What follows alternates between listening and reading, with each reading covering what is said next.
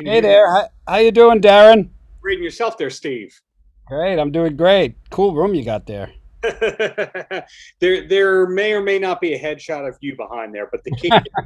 It's okay. Thank you for doing this. My pleasure. We will hold this until January as requested, but I have dug into your new album. When did you actually finish it? Just last week. Really? Yeah, it was kind of a very concerted effort. And as you know, with any project, it has a tendency to run up to the deadline and cross the finish line by hairs. So I can't, it's so interesting to me how when I look back, I've made that deadline without compromising anything. Hmm. Or every time, but that deadline was met like within an hour. And we're talking about a year of work. And that's what happened this time. It was the funniest thing, oddest thing. The mastering lab needed the final master at, noon. And it was 10:30, 11 o'clock, and I'm putting the finishing touches on the last mix. And I sent it in and I got the first ref back and I had changes to make. And finally, when I got the third ref, which was probably 3 or 4 days, um, it was approved and it was sent out to you guys, and you got it right away. So, yeah. We got that. We got some notes about the album, which I want to delve into. One thing I don't know about you, now you're very intricate in terms of your performance, your composition, the thought that goes behind the guitars, etc. But I don't know about your demoing process. Do you do Hmm. fully produced demos before you start tracking an album? No. Um, what I do is find snippets. Now, there's various processes that go into finding the inspiration for a song. But what I do occasionally is I'll find a snippet of something that I recorded that has some kind of energy in it. Hmm. Like you pick up the guitar, you start noodling, and occasionally it's like, whoa, what's that? Okay, that's good. And I capture it like on my iPhone, and it's like an electric guitar just not plugged in on an iPhone. Hmm. That's my demo. And it might consist of 10 seconds of a riff, but the DNA for the entire song is in it. So then I start fleshing it out, and it could be conceived sort of as a demo approach, but it's the take. You know what I mean? I don't do take after take after take after take. I once get a mental picture Hmm. of what the song needs to be, there's no demoing. Hmm. Do you hear the drums in your head when you're writing? I hear sometimes very specific, Hmm. yes, but at the offset of listening for a drum beat, a lot of times that happens even before the song is written, because the way for me, sometimes if there's a foundation of a Hmm. groove that inspires you to play something on it that works. So with drums, it's based on the song. Sometimes I'm neurotically forensic. Like, I don't know. Take something like the song "Kill the Guy with the Ball," which is on one of my records called "Alien Love Secrets." Every single kick, every snare, every hi hat, everything was heard by me. You know, but then there's times where I just tell the drummer, okay, here's the tempo. What do you got? So there's no real one way. Sometimes it's a clear picture. Sometimes it's like a just a sort of a dimensional understanding. Okay, it needs to kind of be like this. Hmm. So, Like so. so yeah, to recap, you kind of demo more in your head than actually tracking. And the drumming is, while it's important to the song, it's one of the later things to come a lot of the time, per se. But have you ever written on piano, or does everything get written on the guitar or your head? Any means necessary. Okay. There's no exclusion of potential. And for me, I think music comes to me not unlike it comes to other musicians. Hmm. There's various methods. Some of them are intellectual, where you're thinking academics, music theory, and I know that this is going to work because the book says so, whatever. And that's fine. You can get get a lot done that way. In a compositional setting, when you're composing, there's no collaborating. This is your vision, and you just have to know the language to get your point across. Wow, that all blows me away about you because your Berkeley roots, taking that into mind. Just about everyone I know who can compose and speak about music theory, they learned it all from the piano, not the guitar. Do I have it correct that it all comes from the guitar from you, that you were able to pick up music theory based on the guitar? No, not at all. Oh, okay. It comes from what it is, music theory. Hmm. It's translated through every instrument, you know. So the way that various songwriters and composers get that out of themselves can be through a particular instrument. Hmm. For me, music theory stands apart from a specific instrument because it applies to all. So when I compose, there's times where I visualize something. I go, oh, okay, and then I got to figure out how to get it down. There's times where I hear something from another artist that just lights me up. I'm like, oh, that energy, that groove, that atmosphere that they created, that they captured. I'm inspired by, I want to do something like that. When I say that in my head and it comes out, it's very different than what they did, but the inspiration is there from the energy. So it didn't require an instrument. Hmm. It required being inspired. And then there's times where I obviously pick up the guitar and a song is written based on what I can do on that. Hmm. But when I compose, uh, if I'm composing a huge orchestra score, it all I need on a piano occasionally is like to hear a chord. I got okay because the chord has within it the atmosphere of the whole tonal structure. Hmm. So how you dish that out is up to you as a composer. But when you play a B flat major 7 6 9 sharp 11 chord and you go, oh, okay, that it doesn't become a B flat major 6 9 sharp 11 chord anymore. It becomes, oh, that, right? So once it becomes that in your imagination, that's of prime importance because everything you do after that comes from this atmosphere that you embraced. So whatever language you use as a musician to get it out, that's your tools. That's at your disposal, Hmm. right? And then the theory itself, it may be in the background, but it's not the primary force. The primary force is the atmosphere of the chord, because with that chord, I can write an entire symphony. You know what I mean? And you'd never know it. So one of the things that I like to do when I'm looking for a creative idea Hmm.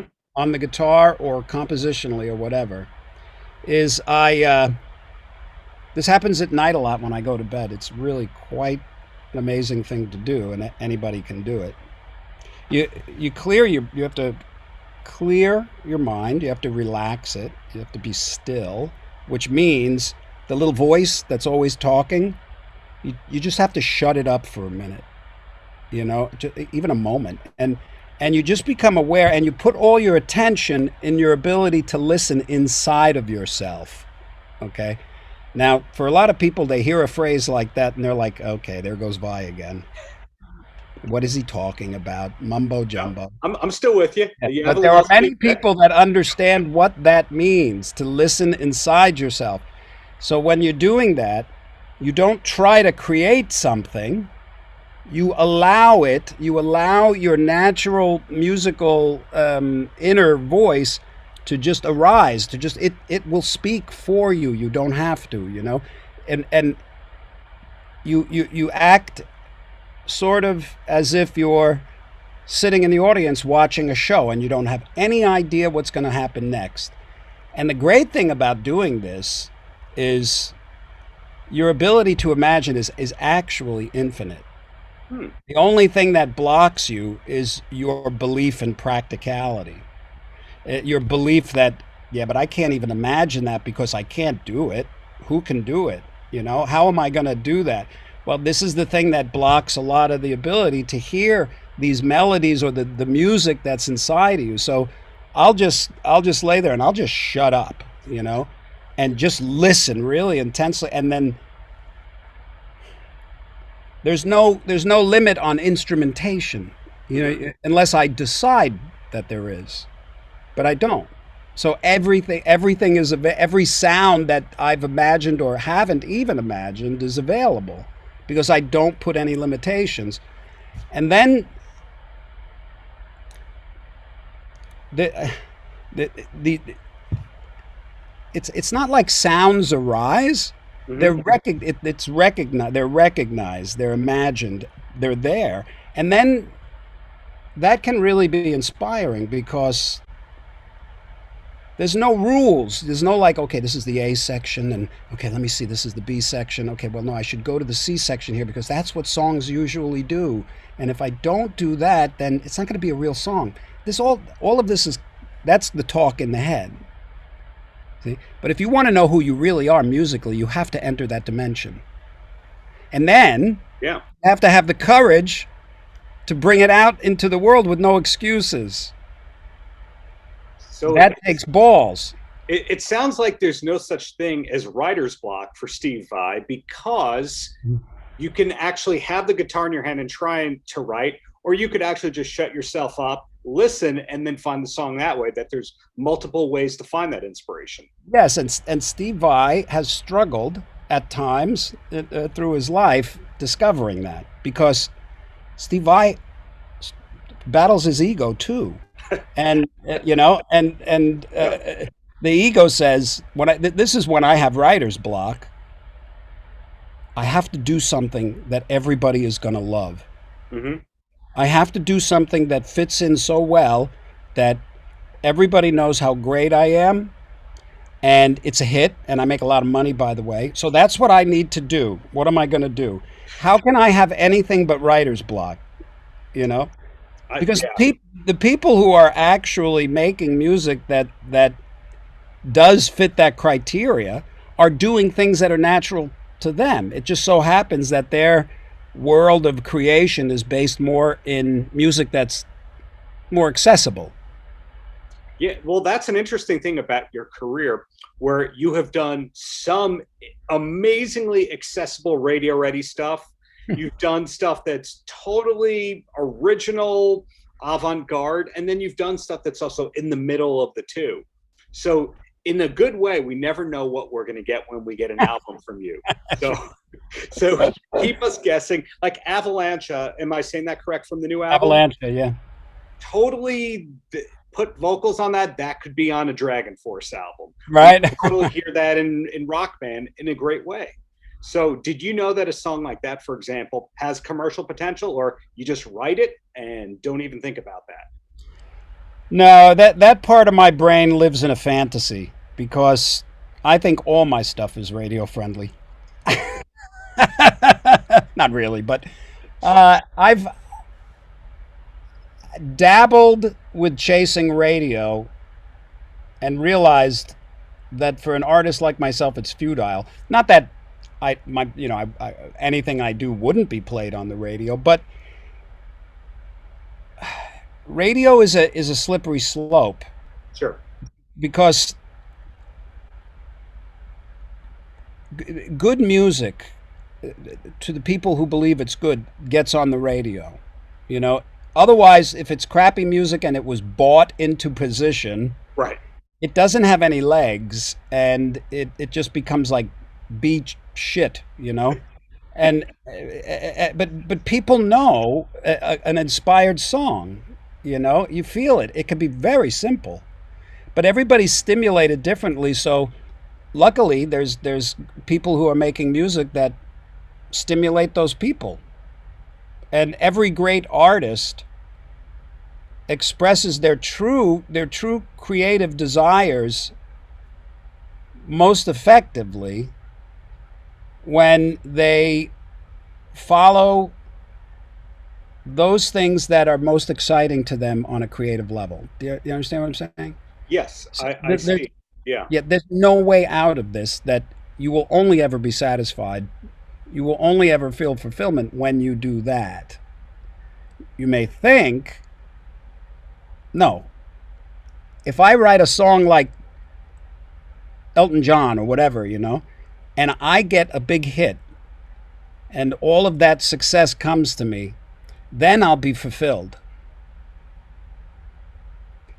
No, you're going to kind of go, well, I got to top that over and over and over again in the Yeah, endless treadmill of yeah. success and what we don't have. But another thing besides your new music that intrigues me is you're a Long Islander by nature. I am. Uh, Carl Place is where you're Okay. billed as being from. Nowadays, when you grow up on Long Island, when you hear Carl Place, you think of Sam Ash and you think of Roosevelt Field Mall. When you Yeah. were there wasn't much there, correct? It was kind of like a pass through town. Yeah, well, it was a lot more rural because the city has a tendency to move out onto Long Island. But when I was growing up, man, it was just the greatest place to grow up. It was quieter, a little more sleepy. We had Roosevelt Field, and it was a 15-minute walk from my house, and we went all the time. And it had, um, and that was the biggest mall in the country at that time. So, Really? so, so I was told. So you're told. And as far as the Sam Ash and that stuff, that didn't come along uh, for me until when did Sam Ash open in Hempstead? Maybe I it was because it was in Hempstead and I didn't go as often, but at Roosevelt Field was Matthews Music, and that's where I got all my goodies. That's where I would buy my strings and I got my first guitar and that kind of thing. You made it out of Long Island around 78, something like that. Yeah, when I graduated, I went to Berkeley College of Music in Boston. Got it. Makes sense. Did you growing up ever see a band called, I wrote it down. Sorry. Did I not write that down? City Function, Funk Funk. You know what? I hadn't. I don't believe so. I mean, when I was young, teenager on Long Island doing the bar circuit, it was bands like Twisted Sister. We'd go see them all the time. And Rat Race Choir, the Good Rats. Do you remember the Good Rats? Oh yeah, Pepe Marcello, was that the singer? What an incredible Yeah. band. And my claim to fame at the time was that I had purchased from somebody one of those little orange MXR Phase 90s Yeah. from a guy who had stole it from the guitarist in the Good Rats. So as bad as I felt that it was stolen from him, I would just sit and look at it. It's really his. I still have it. It's in my closet, right in back of me. Was that guitarist Bruce Kulick?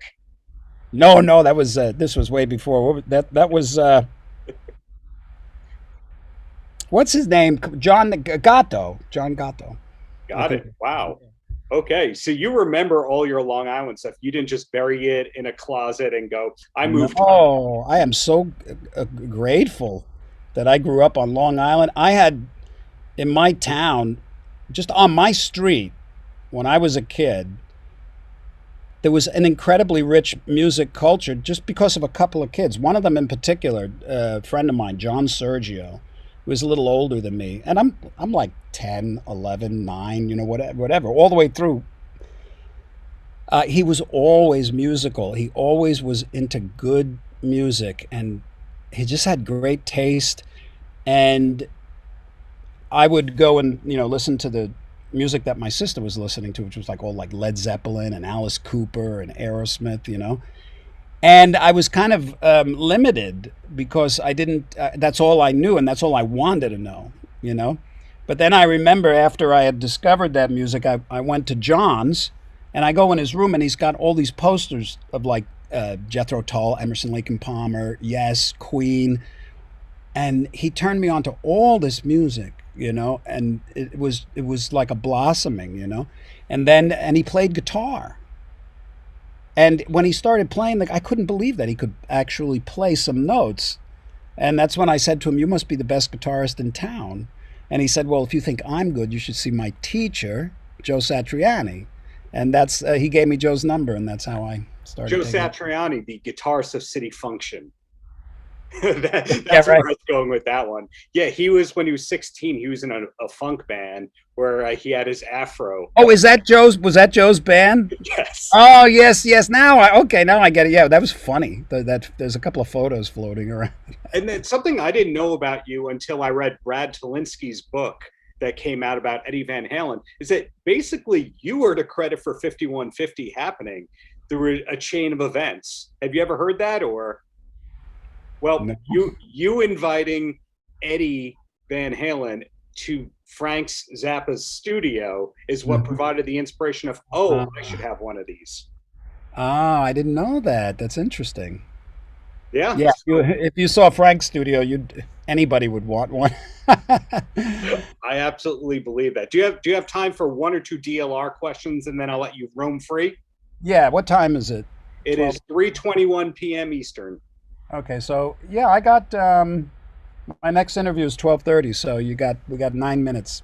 Okay. The first question that I have is you brought Chris Frazier into the DLR sessions early on, and he wound up parting ways. Uh, you were still cool with him, however, because you used him on future projects. Am I correct about that? Well, yeah, what happened was Billy had brought me in, and this was after they, from what I understand, Billy would be a good person to ask. Uh, I think they had tried out like, or they were working with or touching like three other guitar players. I know I Steve Stevens was the first or second. I had heard that, and uh, but when I came in, we kind of all gelled, and at the time there was no drummer, so I brought Chris in now to help us, you know. Now Chris is a great drummer. I've used him on many records, and Yes, but for the kind of thing, there was many drummers that tried out eventually that were great drummers, but it just takes a certain kind of sound and just rock and roll sensibility for something like that. And Dave needed to feel comfortable, and Chris was great. It doesn't diminish him as an artist at all. still It, working regularly today, and he's in Foreigner, so he's things been in work out. Foreigner for many years, and but Dave wanted us to try out some other drummers, and Billy and I held auditions, and it was like there's so many. I don't know how many. It was so many drummers. But when Greg Bissonette entered the room, there was no question anymore. There was just an instant recognition of okay, he's the right guy. Got it. And then with keyboards, something that is confusing about Eat 'em and Smile. I've interviewed Jesse Harms before. I know he played on a couple of tracks. Jeff Bova played on a couple of tracks. And then eventually Brett wound up in the band first as like half on the stage, like half the show, half not on the stage. Was it originally Brett's gig, but he wasn't available? Do you know who was the original keyboard player? No, there was when you're referring to Eat 'em and Smile. Yeah, in the very beginning, we had written the music and recorded it, and the keyboards were something that were very gently massaged into a Right. couple of songs, and I'm not really sure, who was doing what because it wasn't something I was focusing on at the time. The producer and the engineer said, "Okay, we got this guy here. Let's put a little keyboards on." So studio recording. Brett wasn't even a twinkle in the eye yet. We didn't know anything about Brett. He wasn't there beforehand because there's a difference between well, there could be a difference between a studio musician and a touring musician. Studio Right, musicians have different brain muscles. They right. like to stay at home. They don't want to leave town. They're getting paid exorbitant amounts of money to when they're first tier players. And Greg was number one, if not one or two, studio drummer in Los Angeles. Him and Vinny um, and I think it was Greg's roommate, Mark. Sorry, I can't remember his last name. So when you hire a musician to go on tour, it's a whole. Even the personality has to. They have to be a good hang, I think you're They saying. have to be a good hang. They got to be a Yeah, happy camper. They got to enjoy being away from home, or at least be able to tolerate it.